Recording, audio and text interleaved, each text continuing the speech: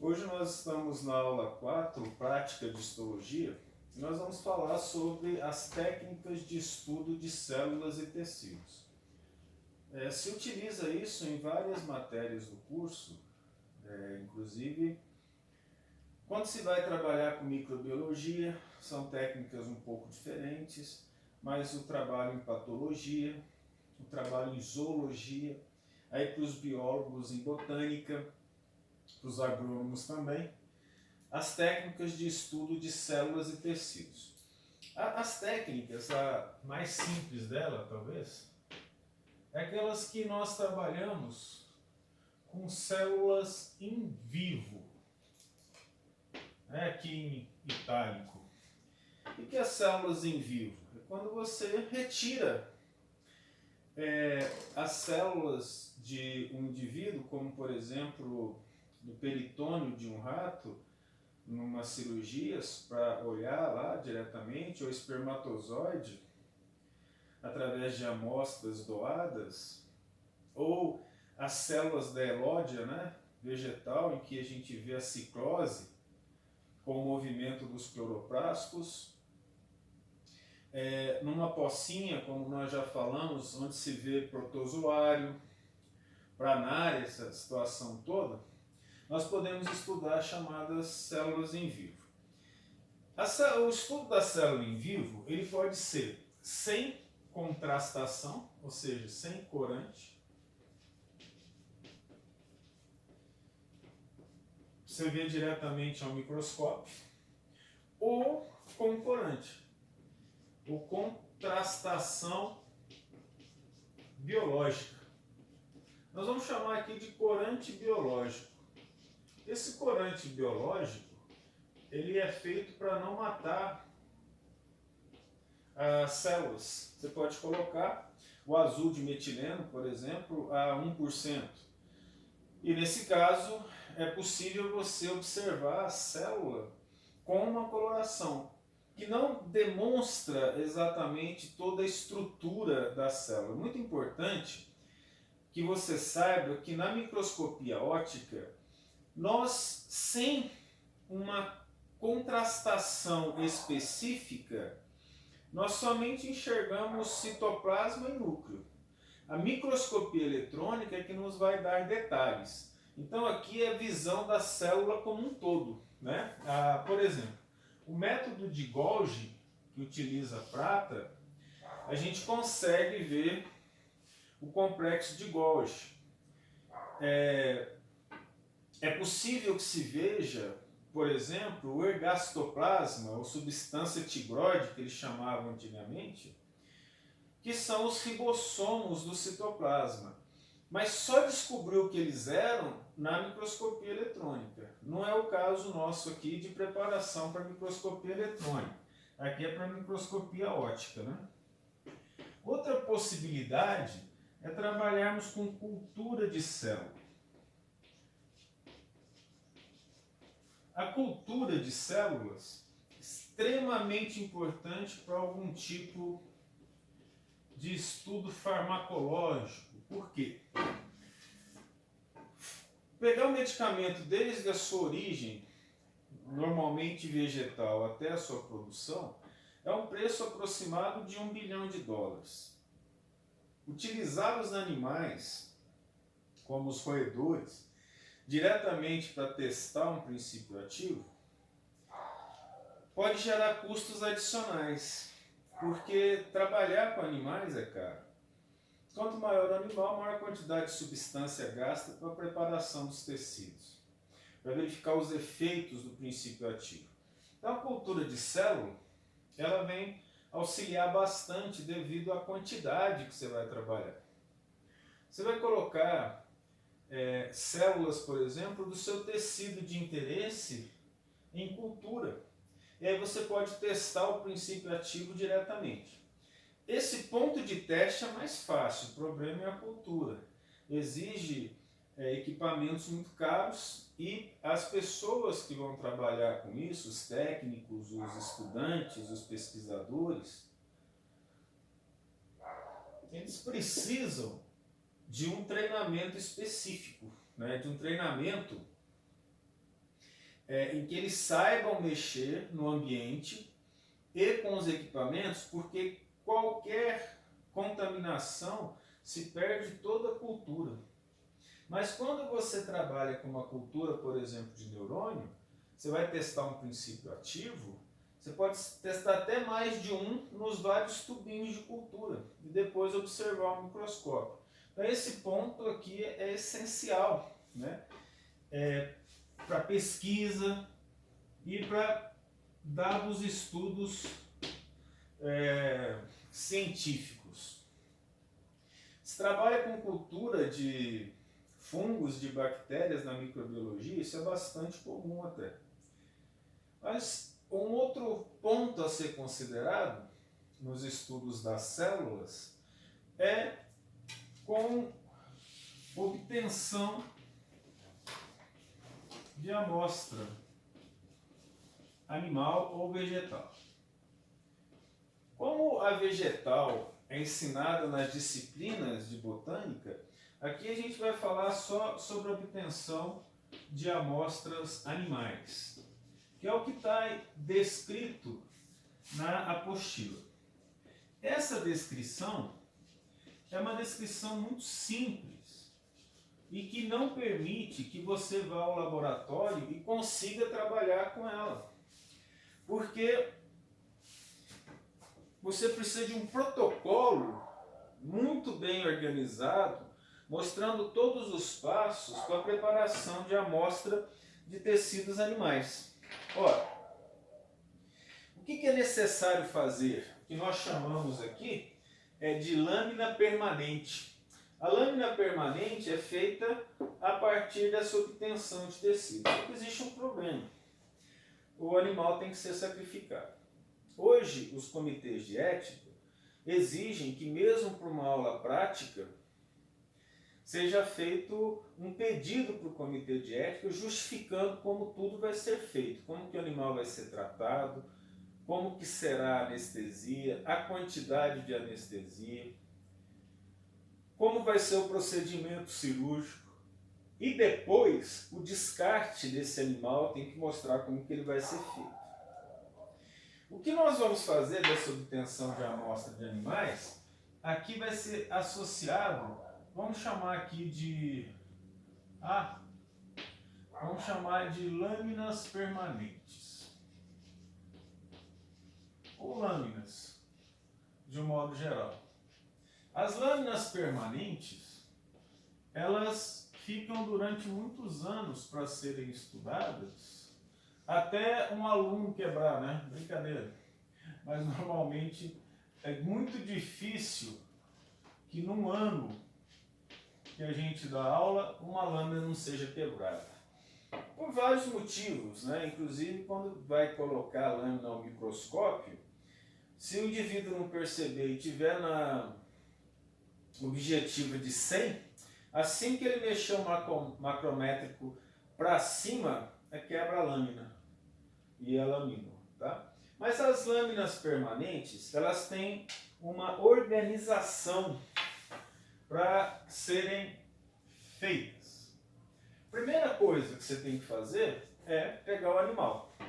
Por incrível que pareça, existem métodos para pegar um rato, por exemplo, para que ele não te morda. O rato novérgicus, que é o rato branco, que foi feito para fins de laboratório, ele é um rato pouco hostil. O rato cinza, o rato selvagem, né, o da rua, ele é extremamente violento, ele ataca rapidamente. Esse rato só vai te atacar se estiver estressado ou se ele sentir dor. Mas aí tem como pegar esse animal, ele tem algumas formas de pegar, nós não temos como mostrar aqui. E nem teríamos na aula, né, porque nós não usaríamos. Mas então a primeira coisa é você escolher o animal. Qual animal que eu vou utilizar? As nossas lâminas, a maioria delas são lâminas de ratos. Mas também tem de gato, tem de cão, mas a maioria é rato. O caso de pegar um camundongo, ele é muito pequenininho. e algumas vezes é difícil manipular alguns órgãos dele. Escolhido o animal, decide-se qual tecido que você vai estudar, se for ciência. Por exemplo, sistema neural, sistema digestório, pulmão.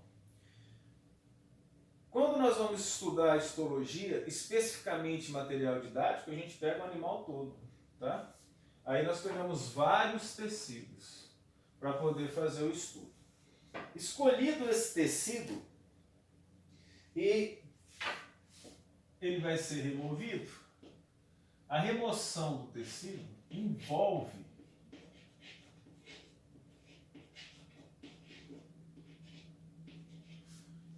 pegá-lo e colocar numa substância chamada fixadora. O que é uma substância fixadora ou fixador? É uma substância que vai impedir a putrefação do material vivo.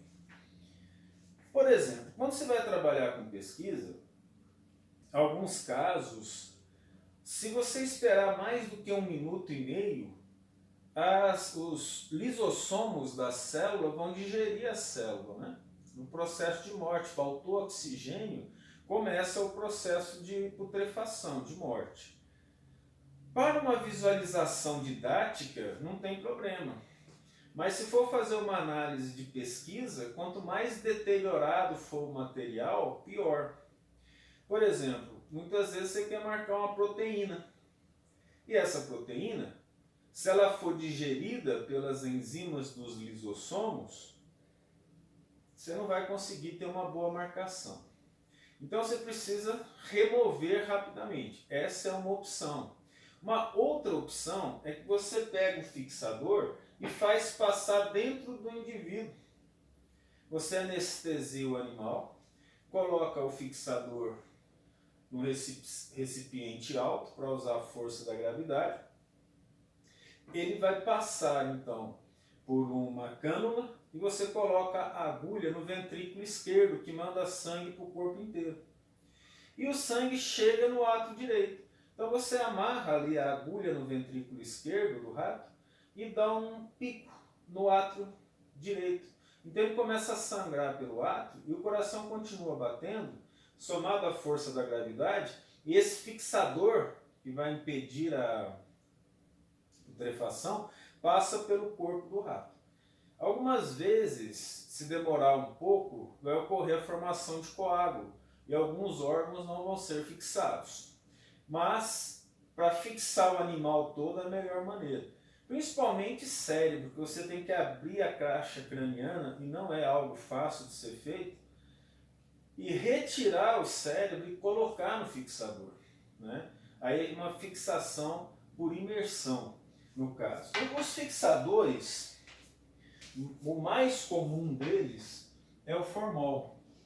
Que o nome formol ele acaba sendo errado, mas nós chamamos de formalina, e mais correto ainda, formaldeído.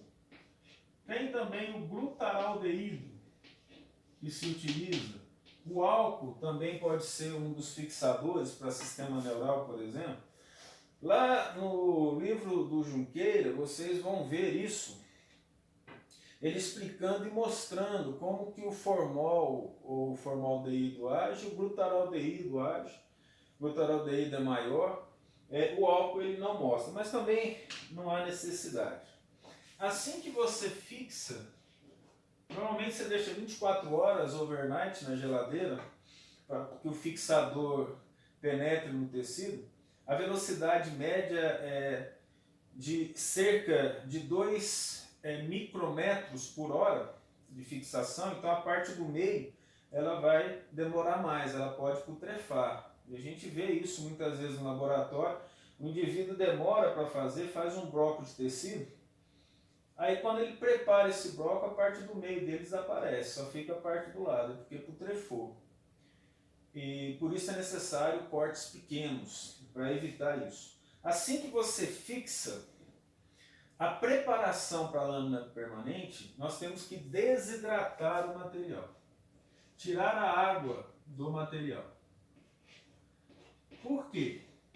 Porque nós vamos colocar esse bloco de tecido num bloco de parafina, ou de cera, ou num bloco de epóxi, mas são blocos que tem que envolver o tecido para que ele possa ser cortado.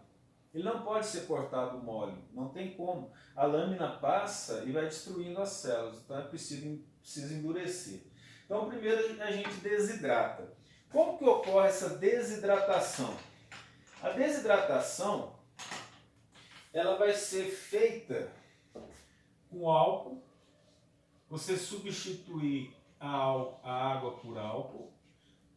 Aí você coloca álcool 90, álcool 70, álcool 50, álcool mais xilol, xilol mais parafina. Xilol é o chileno, vocês devem lembrar da química orgânica, né? Até chegar, quando ele estiver cheio de xilol, você coloca xilol mais parafina. Aí você faz o embrocamento, ou parafinização e depois o embrocamento. Então coloca o material na parafina, que a gente chama de brocar ou embrocar, tá? Ou seja, nós vamos fazer um bloco de parafina desse material. Assim que o bloco de parafina for feito, o que vai acontecer? É necessário então efetivar o corte. Aí você vai fazer o corte chamado de microtomia, porque não é um corte grande, né? É um corte pequeno. Aonde que ocorre a microtomia? No micrótomo. É um aparelho feito para fazer cortes pequenos. A maioria dos cortes estão em aproximadamente 7 micrômetros. Mas dependendo do material, você pode fazer de 50, de 100. Os micrômetros eles vão aí de 0,1 até 50 micrômetros, né, em média. Depois que você corta esses cortes, você faz uma pescagem e coloca nas lâminas. Você pesca numa bacia esses cortes e coloca nas lâminas. O que ele está na lâmina já está cortado. Aí eu preciso fazer a contrastação dele. O que eu vou fazer a contrastação dele? Eu vou fazer uma reidratação. Eu vou hidratar. Como é que eu vou hidratar? Colocando água. O que tem a parafina?